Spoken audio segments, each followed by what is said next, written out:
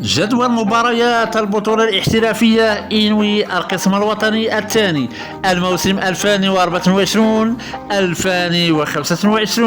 جدول مباريات الجولة 13 يوم الأربعاء 8 يناير 2025.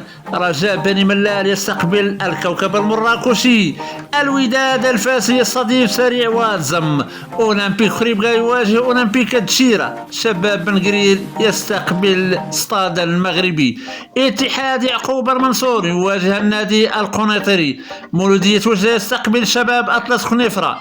الراسينغ البيضاوي يواجه الاتحاد الإسلامي الوجدي. يوم الخميس 9 يناير 2025. شباب المسيرة يستضيف يوسف يتبرشيد. كل المباريات تنطلق على الساعة 3 بعد الزوال.